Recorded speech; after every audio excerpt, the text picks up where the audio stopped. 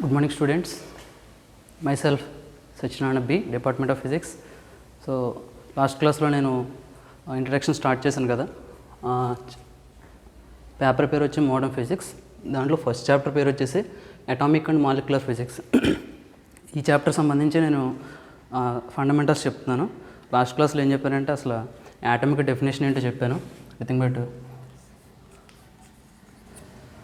Atom అంటే ఏంటి చెప్పాను. దాంట్లో ఉన్న కాన్స్టిట్యూయెంట్ పార్టికల్స్ ఏంటి కూడా చెప్పాను. ఇవేంటంటే ఎలక్ట్రాన్, ప్రోటాన్, న్యూట్రాన్. సో వీటి గురించి డిస్కస్ చేశాను. సో వాట్ ఎవర్ మేబీ వీటి యొక్క ఛార్జ్ ఎంత, మాస్ వాల్యూ ఎంత, అండ్ ఇవి యాటమ్ లోపల ఎక్కడ ఉంటాయి, ప్రోటాన్స్ న్యూట్రాన్స్ ఎక్కడ ఉంటాయి, ఎలక్ట్రాన్ ఎక్కడ ఉంటుంది, ఇవన్నీ కూడా డిస్కస్ చేశాను. So with in the nucleus ఏమో ప్రోటాన్స్ అండ్ న్యూట్రాన్స్ ఉంటాయనే విషయం, అరౌండ్ ద న్యూక్లియస్ ఏమో around the nucleus electron revolve అవుతూ ఉంటుందనే విషయం కూడా కన్ఫర్మ్ చేసుకున్నాం. వాట్ ఎవర్ మేబీ అన్నీ మీకు తెలిసిన పాయింట్సే. సో ఈరోజు లాస్ట్ క్లాస్లో మనం ఒక టాపిక్ దగ్గర ఎండ్ అయ్యాం, ఏంటంటే స్పెక్ట్రమ్ అనే కాన్సెప్ట్ దగ్గర.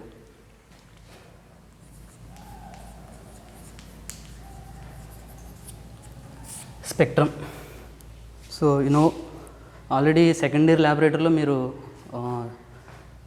ఆప్టిక్స్లో మీకు మెర్క్యూరీ ల్యాంప్ తోటిను సోడియం వేపర్ ల్యాంప్ తోటి ప్రాక్టికల్స్ చేశారు. Using optical instruments like prism, grating, spectrometer ఉపయోగించి ప్రాక్టికల్స్ చేశారు. సో అక్కడ అబ్జర్వ్ చేసింది ప్యాటర్న్ ఏంటంటే స్పెక్ట్రమ్. అక్కడ మీకు వైట్ లైట్, మెర్క్యూరీ ల్యాంప్ ఏ కలర్ లైట్ అంటే ఇది mercury is the chromatic. Chromatic అంటే మీనింగ్ ఏంటంటే కలర్ఫుల్.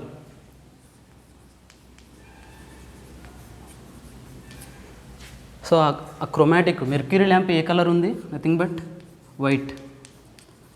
సో వైట్ లైట్ని ఏమంటాం అంటే క్రోమాటిక్ అంటాం.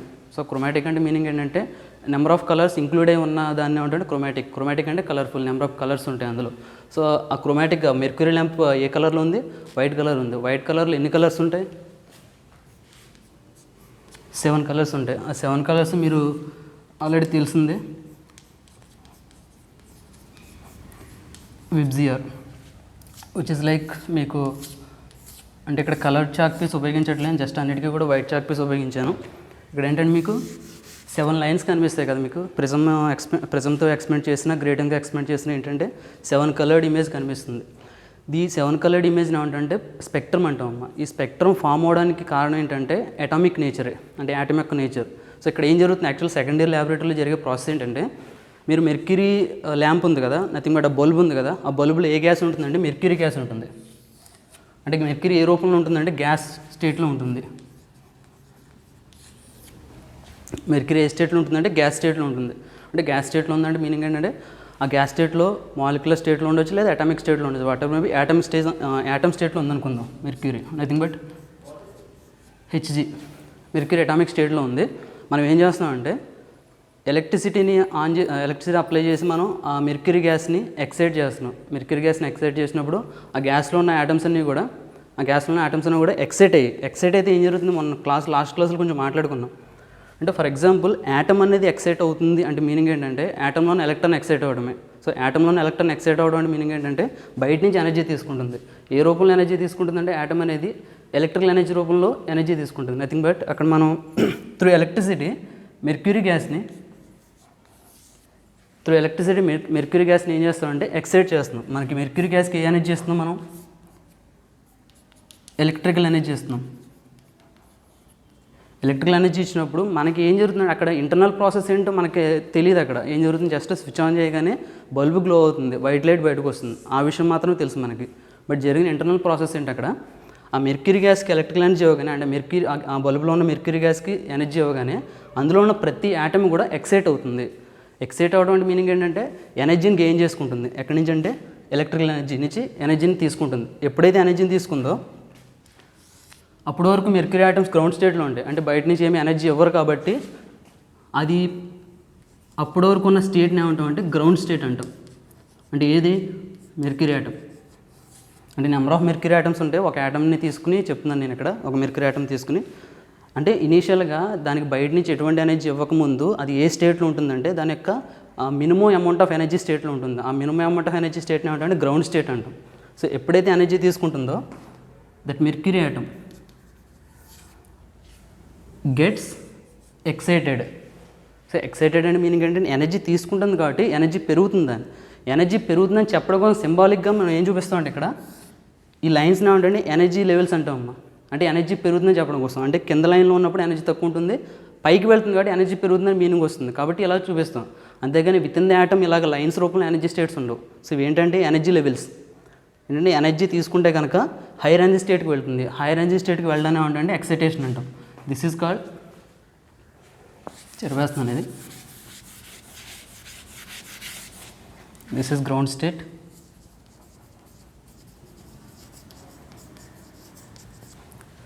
This is higher energy state. అంటే నేను ఇక్కడ మీకు అర్థం అవడం కోసం 2 ఎనర్జీ స్టేట్స్ మాత్రం వేసి చూపిస్తున్నాను. With in the atom number of energy states ఉంటాయి. నో డౌట్ ఎనర్జీ స్టేట్స్ చాలా ఉండొచ్చు. అందులో నేను అంటే అన్ని ఎనర్జీ స్టేట్స్ మనం చూపించలేం కాబట్టి జస్ట్ 2 ఎనర్జీ స్టేట్స్ తోటి మనం ఎక్స్ప్లెయిన్ చేసుకుంటున్నాం ఇక్కడ మనకు అర్థం అవడం కోసం. జస్ట్ ఏంటంటే ఇంట్రడక్షన్ కాబట్టి, ఫండమెంటల్స్ కాబట్టి, మొదట స్పెక్ట్రం ఎలా ఫామ్ అవుతుందో తెలుసుకుంటే కనుక మన టాపిక్ని ఈజీగా అర్థం చేసుకోవచ్చు. దాని గురించి ఈ టాపిక్ చెప్తున్నాను ఈరోజు. అండ్ ఇక్కడ మెర్క్యూరీ ఆటమ్కి బయట నుంచి ఎనర్జీ ఇస్తున్నాం. నథింగ్ బట్ ఏ రూపం నుంచి మనం సెకండ్ ఇయర్ ల్యాబొరేటరీలో జరిగిన ప్రాక్టికల్లో ఎలక్ట్రికల్ ఎనర్జీ రూపంలో ఎనర్జీ ఇస్తే కనుక ఆ ఎనర్జీని అది రిసీవ్ చేసుకుని ఆ మెర్క్యూరీ గ్యాస్లో ఉన్న ప్రతి యాటమ్ కూడా, ఒక యాటమ్ ఎక్కువ ఎనర్జీ తీసుకోవచ్చు, ఒక యాటమ్ తక్కువ ఎనర్జీ తీసుకోవచ్చు, వాట్ ఎవర్ మేబీ ర్యాండమ్గా ఎనర్జీ తీసుకున్నప్పుడు ఏమవుతాయంటే ఆ మెర్క్యూరీ యాటమ్స్ అంటే ఏదైతే ఫాస్ట్గా ఎనర్జీ తీసుకుందో అది ఫాస్ట్గా ఎక్సైట్ అవుతుంది. ఎంతైతే ఫాస్ట్గా ఎక్సైట్ అయిందో అంతే ఫాస్ట్గా డీఎక్సైట్ అవుతుంది. సో ఎక్సైట్ స్టేట్లో ఎంతసేపు ఉంటుంది? ఎక్సైటెడ్ ఎనర్జీ స్టేట్లో ఉండే టైం ఎంతంటే 10⁻⁻8 సెకండ్స్. ఈ టైం వరకు మాత్రమే ఉంటుంది. ఈ టైం ఉన్న తర్వాత మరలా అది ఏం చేస్తుందంటే తన యొక్క యథాస్థానానికి వచ్చేస్తుంది. 10⁻⁸ సెకండ్స్ ఉన్న తర్వాత మరలా తన యొక్క గ్రౌండ్ స్టేట్కి ఇనీషియల్గా ఎక్కడి నుంచి స్టార్ట్ అయిందో అక్కడికి వచ్చేస్తుంది. It's a universal principle. ఇది కన్జర్వేషన్ ఆఫ్ ఎనర్జీ ప్రిన్సిపల్ ప్రకారం మాట్లాడతారు దీన్ని. అంటే ఏ వస్తువైనా సరే ఎనర్జీ కన్జర్వేషన్ ప్రిన్సిపల్ ఒబే చేయాల్సిందే. అది మనమైనా సరే, స్మాలెస్ట్ పార్టికల్ అయినా సరే కన్జర్వేషన్ ఎనర్జీ ప్రిన్సిపల్ ఒబే చేయాల్సింది. అంటే ఒక పార్టికల్ కనుక ఎనర్జీ తీసుకుంటే కనుక దానికి ఎనర్జీ పెరుగుతుంది. మరలా ఆఫ్టర్ సమ్ టైం తన యొక్క యాక్చువల్ ఎనర్జీ స్టేట్కి వచ్చేయాల్సిందే ఏ పార్టికల్ అయినా సరే. అది మనం మెకానిక్స్లో అప్లై చేస్తాం, అండ్ ఎలక్ట్రిసిటీలో అప్లై చేస్తాం, అండ్ వేరే బ్రాంచ్ ఆఫ్ ఫిజిక్స్ ఏ ఫిజిక్స్లో అయినా అప్లై చేయాల్సిందే. యూనివర్సల్ లాస్ అవి. అంటే కన్జర్వేషన్ ఎనర్జీ ప్రిన్సిపల్ ప్రకారం ఇనీషియల్గా అది ఏ ఎనర్జీ స్టేట్లో ఉందో మరలా అదే ఎనర్జీ స్టేట్కి వచ్చేస్తుంది మెర్క్యూరీ ఆటమ్. ఇలా వస్తున్నప్పుడు మరి ఈ ఎనర్జీ స్టేట్కి వచ్చినప్పుడు ఈ ఎనర్జీ స్టేట్లో తనకి ఎంతైతే ఎనర్జీ ఉందో అంత ఎనర్జీతో మాత్రం ఉండాలి. మరి ఇక్కడికి వెళ్ళింది కదా, ఇక్కడికి వెళ్ళిందంటే ఏంటి మీనింగ్? ఎక్కువ ఎనర్జీ అంటే సమ్ ఎనర్జీ తీసుకునే కదా, ఎక్స్ ఆఫ్ ఎనర్జీ ఉంది కాబట్టి ఇక్కడికి వెళ్ళింది. మళ్ళీ ఇక్కడికి వచ్చేసిందని మీనింగ్ ఏంటి? తన దగ్గర ఎక్స్ ఆఫ్ ఎనర్జీ ఉండకూడదు. సో ఉండకూడదని మీనింగ్ ఏంటంటే అది ఈ స్టేట్కి వచ్చేస్తుంది కాబట్టి తన దగ్గర ఉన్న ఎక్సెస్ ఆఫ్ ఎనర్జీని రిలీజ్ చేసేస్తుంది ఇన్ ద ఫార్మ్ ఆఫ్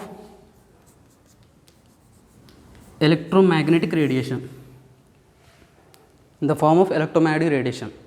అంటే మనం ప్రస్తుతం ఎలక్ట్రోమాగ్నెటిక్ స్పెక్ట్రంలో ఏ రీజన్లో ఉన్నామంటే మన రీజన్ ఏంటంటే విజిబుల్ రీజన్. ఎలక్ట్రోమాగ్నెటిక్ స్పెక్ట్రంలో ఏ రేస్ ఉంటాయంటే ఫస్ట్ గామా రేస్ ఉంటాయమ్మా, which is the highest energy particle, gamma rays. Next X rays, ఈ రీజన్ ఉంటుంది. నెక్స్ట్ యూవి రేస్, నెక్స్ట్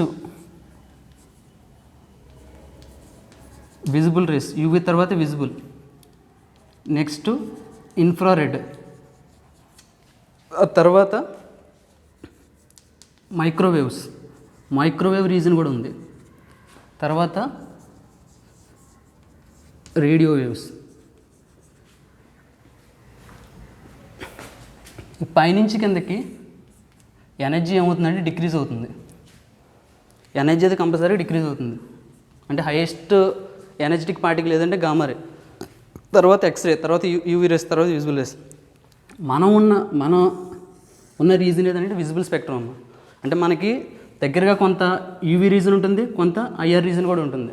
మనకి అటు ఇటు కూడా బౌండరీస్ ఏంటంటే నియర్ యూవీ రేస్ ఉంటాయి, నియర్ ఇన్ఫ్రారెడ్ రేస్ కూడా ఉంటాయి. బట్ మనకి ఎగ్జాక్ట్గా రీజన్ ఏదంటే విజిబుల్ రీజన్. అంటే మనకి ఇక్కడ ఏ యాటమ్ అయినా సరే, ఏ మాలిక్యూల్ అయినా, ఏ గ్యాస్ అయినా ఎనర్జీ రిలీజ్ చేస్తే కనుక అది ఏ రూపంలో ఉంటుందంటే మ్యాక్సిమం విజిబుల్ రీజన్లోనే ఉంటుంది.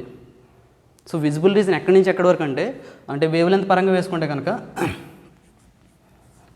400 నానోమీటర్స్ నుంచి 600 నానోమీటర్స్ వరకు. 600 కన్నా ఎక్కువ ఉంటుంది. అప్రాక్సిమేట్ వాల్యూ వేస్తున్నాను ఇక్కడ నేను. 400 నానోమీటర్స్ నుంచి 600 నానోమీటర్స్ వరకు. సో ఇది యాక్చువల్గా మీరు వింటే కొత్తగానే ఉంటుంది, బట్ మీరు అది చూసింది ఏంటంటే బ్లూ దగ్గర నుంచి వైలెట్ వరకు. విబ్జిఆర్ ఉంది కదా ఇక్కడ, ఇంతకుముందు ఇది రాసింది కదా, వైలెట్ అండ్ రెడ్, రెడ్ నుంచి వైలెట్ వరకు, బ్లూ దగ్గర నుంచి కాదు, red to violet. So red is the lowest energy, violet is the highest energy. So ఈ రీజన్లో మాత్రమే మనం ఉంటున్నాం, అంటే ఈ రీజన్లో రేస్ మాత్రమే మనం క్లియర్గా అబ్జర్వ్ చేయగలము. అంటే ఎలక్ట్రాను, అంటే ఈ స్పెక్ట్రమ్ ఫామ్ అవ్వడానికి కారణం ఎవరంటే ఎలక్ట్రాన్ ఎక్సైటేషన్ డిఎక్సైటేషన్, ఎక్సైట్ అయ్యి డిఎక్సైట్ అయినప్పుడు. అంటే ఇక్కడ వైలెట్ రెడ్ని కంపేర్ చేస్తే కనుక ఈ రెండింటిలో దేనికి ఎనర్జీ ఎక్కువ ఉంటుంది అంటే వైలెట్కి ఎనర్జీ ఎక్కువ ఉంటుంది. అంటే వైలెట్ రీజన్లో ఎనర్జీ కనుక రిలీజ్ అవ్వాలంటే కనుక ఎలక్ట్రాను ఎక్కువ ఎనర్జీతో డిఎక్సైట్ అవ్వాలి. అంటే ఎక్కువ ఎనర్జీ డిఎక్సైట్ అవ్వాలంటే కనుక తీసుకునే ఎనర్జీ కూడా ఎక్కువ ఉండాలి. అంటే మీకు కింద చెప్పాను కదా, ఇప్పుడు మనం మెర్క్యూరీ గ్యాస్కి ఎలక్ట్రికల్ ఎనర్జీ ఇస్తున్నాం. గ్యాస్లో ఎన్ని ఆటమ్స్ ఉంటాయంటే క్రోర్ నెంబర్ ఆఫ్ ఆటమ్స్ ఉంటాయి. ఆ క్రోర్ నెంబర్ ఆఫ్ ఆటమ్స్లో ఒక atom highest amount of energy తీసుకోవచ్చు, ఒక atom lowest amount of energy తీసుకోవచ్చు. అలాగే క్రోర్ నెంబర్ ఆఫ్ ఆటమ్స్ ఉంటాయి, వాటిని అన్నిటి రిలేటివిటీ వాల్యూ తీసుకోవాలి. అంటే అన్నింటిని కాంపాక్ట్ చేసి తీసుకుంటే కనుక కొన్ని group of atoms highest amount of energy తీసుకుంటాయి, కొన్ని group of atoms lowest amount of energy తీసుకుంటాయి, కొన్ని గ్రూప్ ఆఫ్ ఆటమ్స్ ఏంటంటే ఈ రెండింటి మధ్య వాల్యూస్ తీసుకుంటాయి. సో ఏదైతే హైయెస్ట్ అమౌంట్ ఆఫ్ ఎనర్జీ తీసుకుంటుందో అది ఎక్సైట్ అయ్యి డిఎక్సైట్ అయినప్పుడు highest amount of wavelength release చేస్తుంది. So wavelength is nothing but ఎనర్జీనే. ఒక వేవ్ లెంత్ మనకు కనిపిస్తుంటే దాని నుంచి ఎనర్జీ రిలీజ్ అయినట్టే. సో వైలెట్ రిలీజ్ అవ్వాలంటే కనుక ఆ పర్టికులర్ గ్యాస్లో ఉన్న యాటమ్స్, అంటే మెర్క్యూరీ గ్యాస్లో ఉన్న యాటమ్స్ ఎక్కువ అమౌంట్ ఆఫ్ ఎనర్జీని కనుక అబ్జర్వ్ చేస్తే, మనం ఇచ్చిన ఎనర్జీలో ఎక్కువ అమౌంట్ ఆఫ్ ఎనర్జీని కనుక అబ్జర్వ్ చేస్తే కనుక తిరిగి వచ్చేటప్పుడు హైయెస్ట్ ఎనర్జీ స్టేట్ నుంచి తిరిగి వచ్చేటప్పుడు అంతే అమౌంట్ ఆఫ్ ఎనర్జీ రిలీజ్ చేస్తాయి. బట్ ఏ రూపంలో అంటే లైట్ రూపంలో. ఆ లైట్ అని ఎందుకు అంటున్నానంటే మనం ఉన్న రీజన్ విజిబుల్ రీజన్ కాబట్టి మనకు లైట్ క్లియర్ కనిపిస్తుంది. ఓకేనా. బేసిక్ అయితే రేడియేషన్ అంటాం, మొత్తం ఎలక్ట్రోమాగ్నెటిక్ స్పెక్ట్రంలో దాన్ని రేడియేషన్ అంటాం. ఆ రేడియేషన్లో మనం ఉన్న రీజన్ ఏదంటే విజిబుల్ రీజన్. కాబట్టి మనకి ఓన్లీ విజిబుల్ రీజన్ ఉన్న కలర్స్ మాత్రం కనిపిస్తాయి. So visible reason most of the colours ఏంటంటే విబ్జిఆర్, వైలెట్ నుంచి రెడ్ వరకు.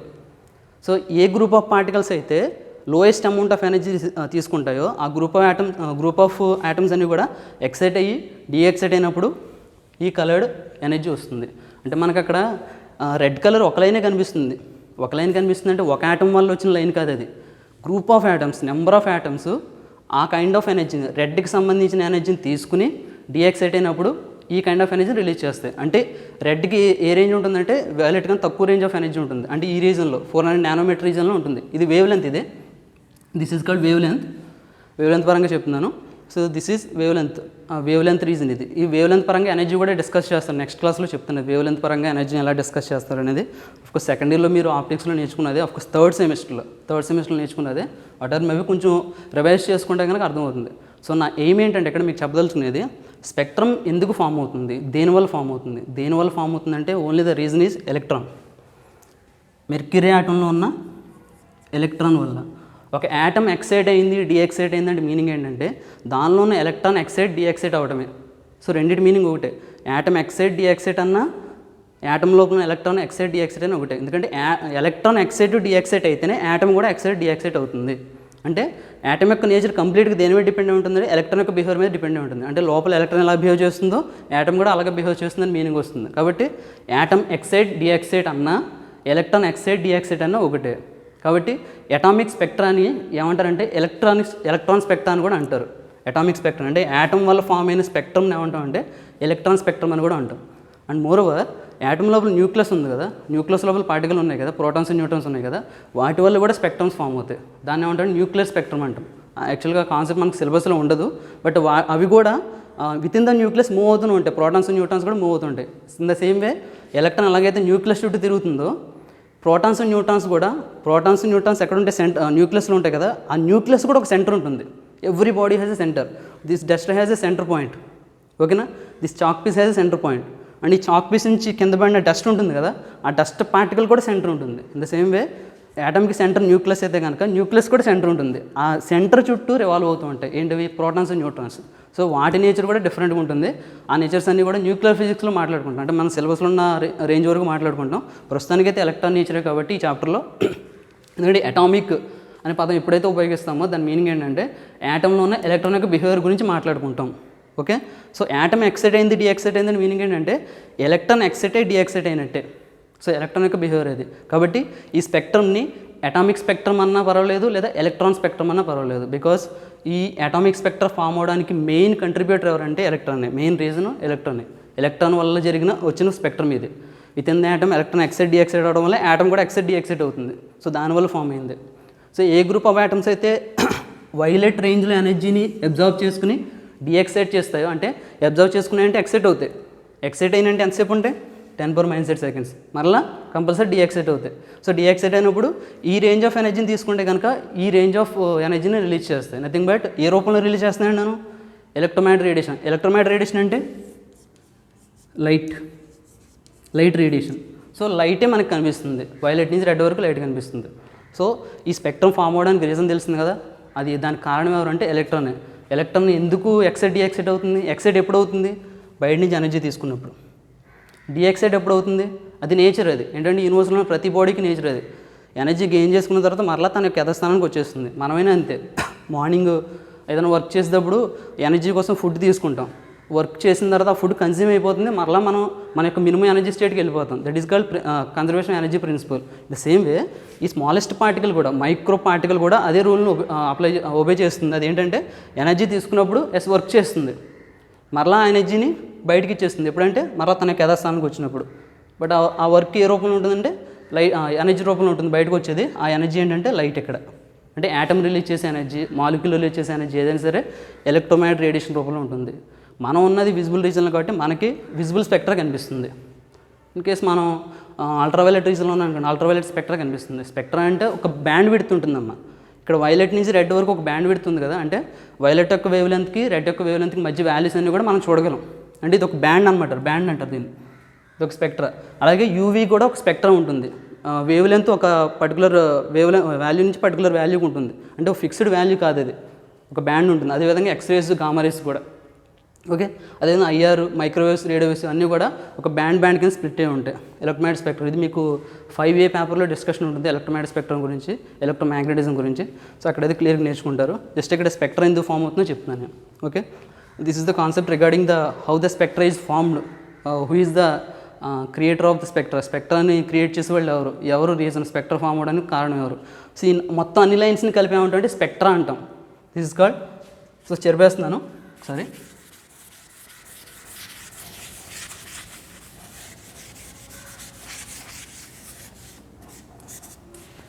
వీటన్నిటిని కలిపి ఏమంటాం అంటే this is called spectra. Is a plural form spectra.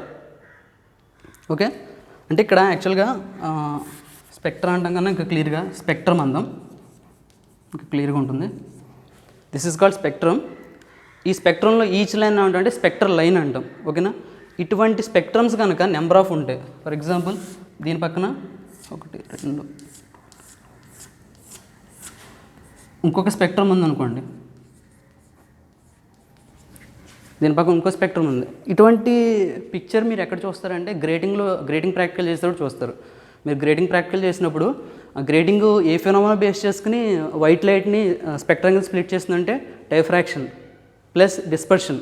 Diffraction plus dispersion అంటే ఆ రెండింటి బేస్ చేసుకుని స్పెక్ట్రమ్ కింద స్ప్లిట్ చేస్తుంది. సో డైఫ్రాక్షన్ అంటే మీనింగ్ ఏంటంటే మీకు ప్యాటర్న్ తెలుసు కదా, డైఫ్రాక్షన్లో ప్రిన్సిపల్ మ్యాక్సిమం ఉంటుంది, ఫస్ట్ ఆర్డర్ మ్యాక్సిమం ఉంటుంది. Like this is the principal maxima, this is the first order maxima either side, the second order maxima either side, third order maxima either side. ఈ రకమైన pattern ఉంటుంది. So ఇందులో principal maximum ఏంటంటే మీకు white లైటే కనిపిస్తుంది గ్రేటింగ్లో practical చేసినప్పుడు. So అటు ఇటు మీరు అబ్జర్వ్ చేసారు లేదో, right side left side spectrometer మీద రైట్ సైడ్ లెఫ్ట్ సైడ్ చూసినప్పుడు ఇక్కడ స్పెక్ట్రమ్ ఉంటుంది, ఇక్కడ స్పెక్ట్రమ్ ఉంటుంది. అదేవిధంగా ఈ స్పెక్ట్రమ్ దాటి కొంచెం ముందుకు వెళ్తే కనుక లో ఇంటెన్సిటీ తోటి ఇంకో స్పెక్ట్రమ్ ఉంటుంది, సేమ్ విబ్జిఆర్ ఉంటుంది.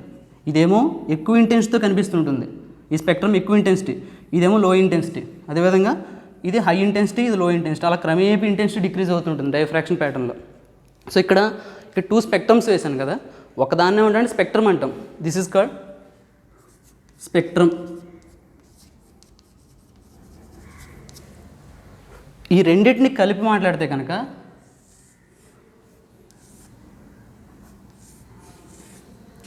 This is called spectra, plural form. Spectra అంటే plural form.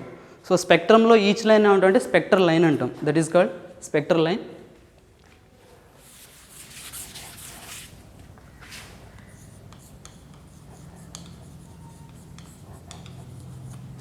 Right, which is called spectral line. Combination of 7 lines are called spectrum. Combination of 2 spectrums are called spectra. This is regarding spectra అంటే ఎలక్ట్రాన్ల form అవుతుంది చెప్పడం కోసం. So remaining topic next లెక్చర్లో discuss చేస్తాం. Thank you.